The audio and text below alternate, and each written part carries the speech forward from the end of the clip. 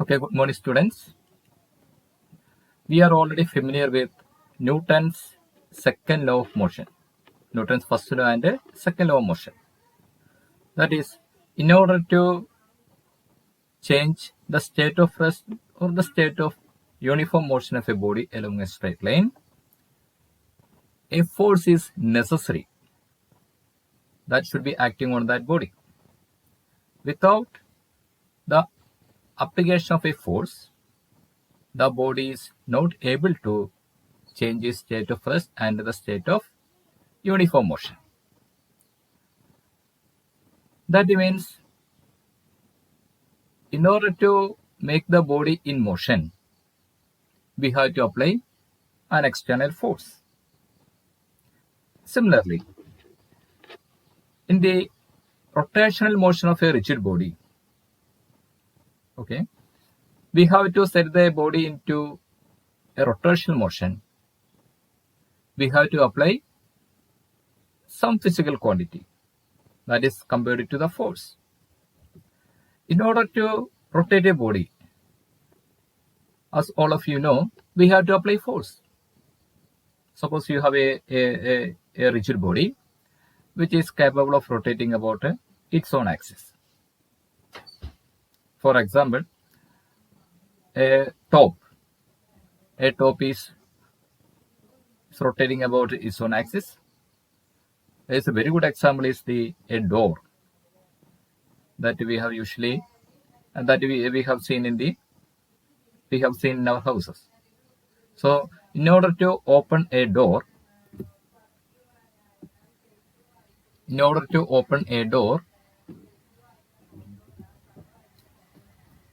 we have to apply the force. We are applying the force through this handle. Okay. Just mere the application of force, we cannot open the door or we cannot set the door into the rotation. Here the door is a rigid body. It is capable of rotating about the axis that is which are lying along with the hinges. Okay. Suppose you are trying to open a door by pushing. So when you apply the force, it is very important the position where you are applying the force or the point where you are applying the force. When you apply the force, suppose the F, that when you apply the force at the 2 points, one is at the hinge that is very near to the one end of the that is along the axis of the door, and another point is which is at the handle, that is the farthest point from the axis of rotation of the door. You can see the effects are not the same. Okay, when you apply the force at the very near to the axis of rotation, the door is not at all rotating, or it is very difficult to rotate the body. But when we apply the same force at the farthest point or at the handle, you can easily open the door. You can easily rotate the door. That means to rotate the rigid body, it is very important where you are applying the force. That is, in other words, it depends on the distance from the axis of rotation. Okay. And also, it depends on the direction in which the force is acting. So you have in the figure you can see here the force is acting perpendicular to the axis, perpendicular to the plane of the door. Okay, so you can easily rotate the door. But when you apply the force parallel to the the plane of the door. That means along this direction. When you apply the force along this direction, that is, you can see parallel to the plane of the door. You can see the door is not at all rotating. There is no rotation. That means when we apply the force in the perpendicular to the plane of the door, it is very easy to rotate. But when you apply the force parallel to the plane of the door, there is no rotation too. So when you vary the angle through which the force is acting, you can see the easiness. The easiness is varying. Okay, it is very easy when we apply the force perpendicular direction. Then there is no rotation at all along the parallel directions. So just a mere application of that force, the body may not rotate. So in addition to the force, the rotating effect of the body depends on two more factors. One is the distance from the axis of rotation, and another is the direction through which the force is acting. Okay, so combine these three effects, summing the effects of the three quantities. That is the magnitude of the force, the direction in which the force is acting, and the point or the distance from the axis of rotation.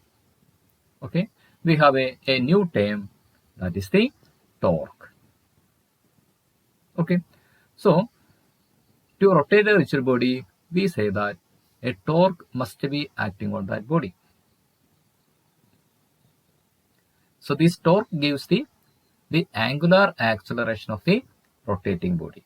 The torque gives the angular acceleration of the rotating body, because if the door is at a rest, when we apply the torque, the door is set into the motion. That means its angular velocity is changed from 0 to a particular value. That means there is an acceleration. Okay, so when the body is set into rotation motion, a torque must be applied to that body, and this torque gives an angular acceleration of the body. Okay, now let us see how can we measure the torque. Okay, so the torque is defined as, including the effect of the three terms. The torque is defined as the product of force and the perpendicular distance r between the line of action of the force and the axis of rotation. Look into the figure. Here there is a rigid body which is capable of rotating about the point O, and you can see the force is acting in the horizontal direction. That is, this is the line of action, and this is the line of action, and this distance is r is the distance from the axis of rotation to the line of action of the force. So we can define the torque as tau is equal to r cross f. Tau is equal to r cross f. That is, it is defined as the product of the force and the perpendicular distance r between the line of action of the force and the axis of rotation. Okay, the perpendicular distance is r, and the magnitude of force is f, and torque is denoted by the term tau. So tau is equal to r cross f. Tau is equal to r cross. So this is now this is the expression for the torque. Okay. Now, as I already said, a force is necessary to change the state of rest, the state of uniform motion in a linear motion. But in the case of rotation, a torque is necessary to change the state of rest, the state of uniform rotation. Okay, so here the torque is analogous to the force. The torque is analogous to the force. That means the torque takes the same role as the force in the linear motion. So in the linear motion, a force is necessary to give an acceleration or to change the state of rest, the state of uniform motion. Similarly, in the rotational motion, a torque must be acting to give the angular acceleration or to set the body into set the body into rotational motion or to change the state of rest. Okay, so by comparing with the linear motion, the corresponding equation for the force F is equal to ma. F is equal to ma. So comparing with this equation F is equal to ma, in the rotational motion, we can write tau is equal to, here instead of force we have the torque. So instead of m, what is the m? M in the linear motion, m is a measure of the inertia. Okay. Similarly, here what is the measure of the rotation inertia in the rotational motion? That is the moment of inertia. So instead of m, we have to use the moment of inertia. And also instead of linear acceleration, we have angular acceleration. So the torque we can also express as torque tau is equal to I alpha. Torque tau is equal to I alpha, where I is the moment of inertia, alpha is the angular acceleration. Okay. Now what is the unit of torque? We have the equation tau is equal to R cross F or R into F. Okay. So the force into the distance. So what is the unit? The unit of torque is Newton meter. The unit of torque is Newton meter. Okay. Now again we can compare the rotational motion into the compared to the linear motion. So by making the comparison, we have a term in the linear motion, that is the linear momentum. The linear momentum. Okay. The linear momentum, that is P is equal to mass into velocity. P is equal to mass into velocity. Similarly, we have a term, corresponding term in the rotational motion. That term is called angular momentum. That term is called angular momentum. And we can define the angular momentum as the product of moment of inertia I and angular velocity omega. Okay, it is the product of the moment of inertia I and angular velocity omega. That is L is equal to I omega. That is L is equal to I omega. Okay. Now you can see that is this equation, that is L is equal to I omega is very similar to the equation P is equal to mass into velocity. Here, we know that in the rotational motion, the analog of m is the moment of inertia, and corresponding to the linear velocity, we have the angular velocity, and it has the same effect. The angular momentum has the same role as by the linear momentum in the linear motion. Okay, so just a comparison, we can have a we can have a number of equations by just comparing the analog motion, the linear motion, and the rotational motion. Okay, now we are going to find the relation between angular momentum and the torque. Okay, now let us consider a body. A body is which has a moment of inertia I. Okay, now it is rotating about a given axis. is rotating about a given axis. Now with an angular velocity omega 1. It has angular velocity omega 1. In order to change this state of rotation, what we have to apply? We have to apply torque. Now we apply the torque for a time period t second. Now apply the torque tau for the time t seconds. So what will happen? When we apply the torque, there is a change in angular velocity. Okay. So now the final angular velocity is omega 2. Okay. So on the application of torque, the angular velocity is changed from omega 1 to omega 2. Okay. Now, what is the angular acceleration? The angular acceleration alpha, that we can write omega 2 minus omega 1 divided by t. That is the change in angular velocity by time. That is the rate of change of angular velocity. Okay. But we know what is torque. For the torque, we have two expressions. That is, one is tau is equal to r cross f. Another expression is tau is equal to I alpha. Okay. So let us take tau is equal to I alpha. Okay. So torque tau is equal to I alpha. So instead of alpha, we can substitute omega 2 minus omega 1 by t. So let us substitute.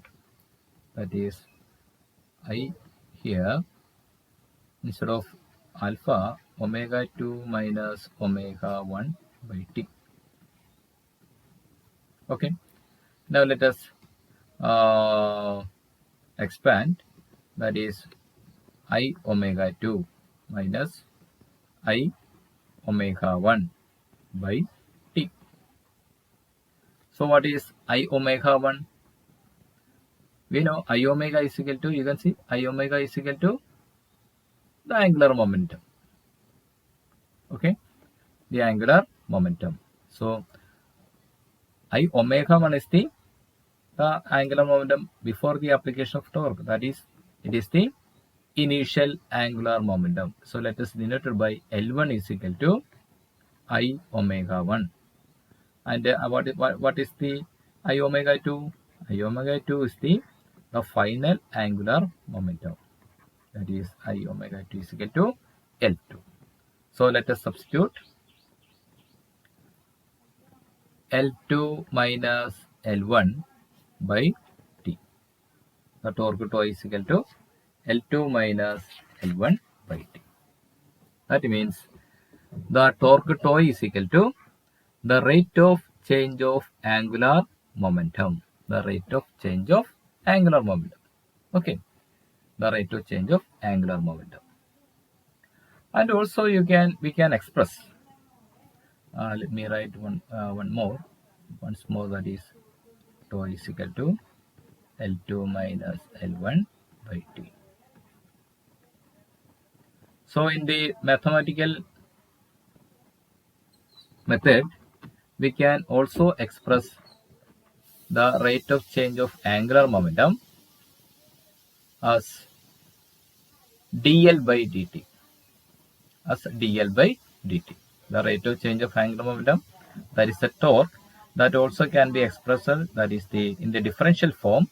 That is, we can express tau is equal to dl by dt. Tau is equal to dl by dt. Okay. So the tau is equal to the rate of change of angular momentum. You can just compare this with the corresponding term in the linear motion. So what was that? The rate of change of angular momentum is equal to the torque. What is the similar equation in the linear motion? That is the Newton's second law. That is, the force is equal to the rate of change of linear momentum. That is dp by dt. The rate of change of linear momentum. Okay, so we can make the comparison and we can have a similar equations in the rotational motion compared with the linear motion. Okay. Now we are going to find what is the kinetic energy of a rigid body. Okay. We are already familiar with. When a body of mass m is moving along a straight line with a velocity v, it has a translational kinetic energy.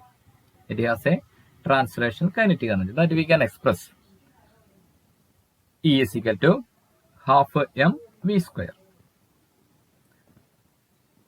But in the case of a rigid body, so when a rigid body is rotating about its own axis, we know it doesn't have any translational motion. It doesn't have any translational motion. But when a body in rotational motion, the constituent particles are in motion, even though the body as a whole is not in translation motion from one place to another.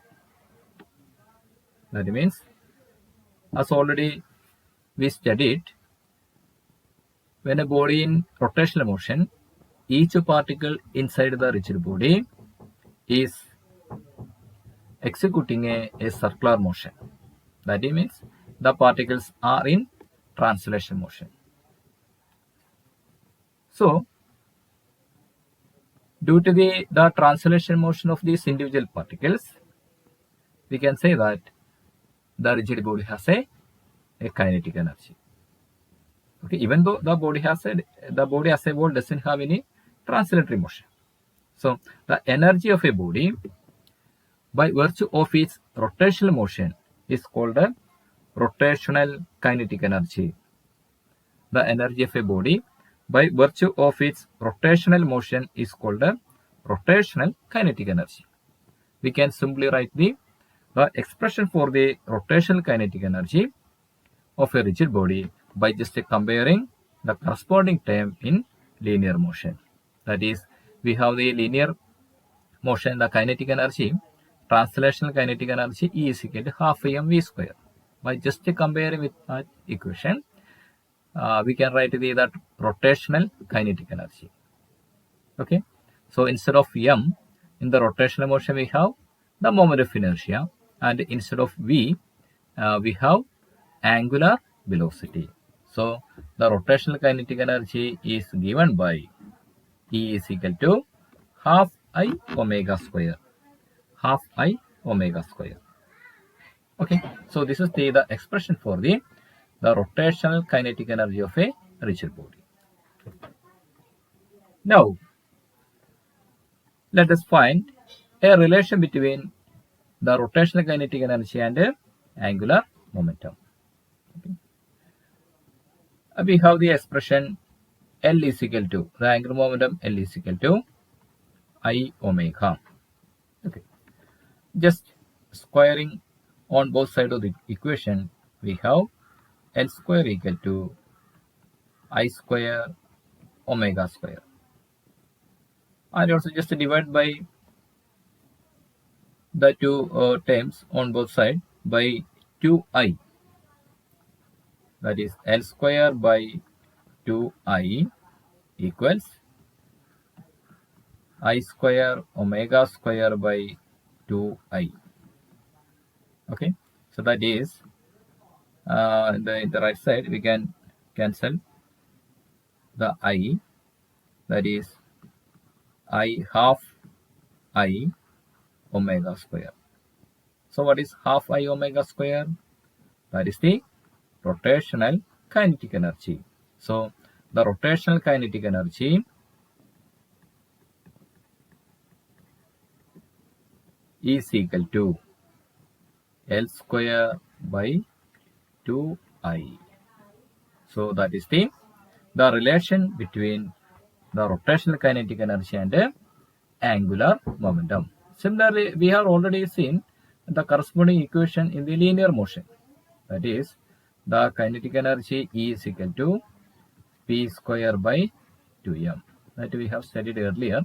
So this equation is very similar to the the equation L square by 2I. Instead of P, we have the angular momentum. Instead of M, we have moment of inertia. Okay. Next, we are going to find the kinetic energy of a disk which is rolling on a horizontal surface. So in the figure you can see a disk of mass M and the radius capital R is rolling. So a disk is here, the disk is rolling. That means it has both a translational motion as well as the rotational motion.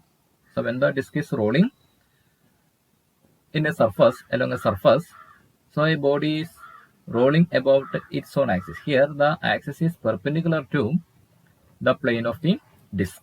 So when the body is under the motion of rolling, it has a rotational motion. At the same time, the disk has some displacement. The disk has some displacement. That means it has a translational motion. So when the disk is rolling, it has a rolling about when the disk is rolling, it has a rotational motion about its axis. Then there is an angular velocity, and as the disk has some displacement, it has some linear velocity. So here when the disk is rolling, the center of mass, here the center of the disk is the position of the center of mass. The center of mass has when the disk is rolling, the center of mass has some displacement. So the moment of the center of mass is along a straight line. Okay. Now the velocity is v. So since the rigid body has both a rotational and a translational motion, the body possesses the two types of kinetic energy, rotational kinetic energy and translational kinetic energy. So the total kinetic energy is the sum of these two. Okay. Now we are going to find what is the total kinetic energy of a disk when it is the rolling motion. Okay.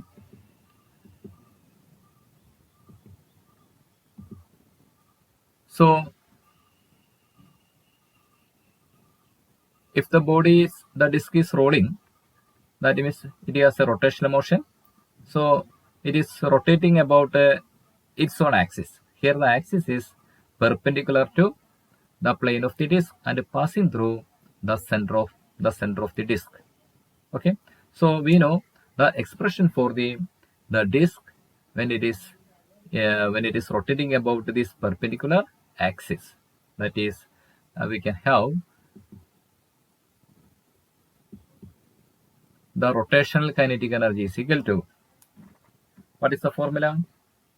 Suppose the moment of inertia about this perpendicular axis is I, and it has an angular velocity omega, then the rotational kinetic energy is equal to half I omega square. Okay. Now let us find what is the moment of inertia of this disk about this perpendicular axis. That we have already derived. That is, for this disk about this perpendicular axis, the moment of inertia is given by mr square by 2. Okay. And also we have the relation between the linear velocity and angular velocity. Okay.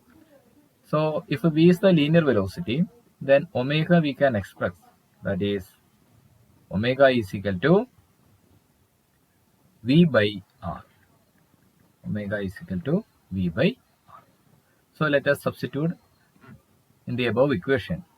We have the rotational kinetic energy is equal to half, instead of I we have mr square by 2 into omega square, that is v square by r square. Okay. So the rotational kinetic energy is equal to 1 by 4 mv square. Now what is the translational kinetic energy? The translational kinetic energy is equal to half into m into v square. That is our usual expression. Here m is the mass of the disk and v is the velocity of the center of mass. Therefore, the total kinetic energy of the rolling disk is the sum of the rotational kinetic energy and the translational kinetic energy. So, the rotational kinetic energy is 1/4 mv square. That is 1/4 mv square plus the translational kinetic energy is equal to half m v square. So, the total kinetic energy is 3/4 mv square. Okay. So now this is the total kinetic energy. Okay. In the similar way, we can find the kinetic energy of the different types of rigid bodies.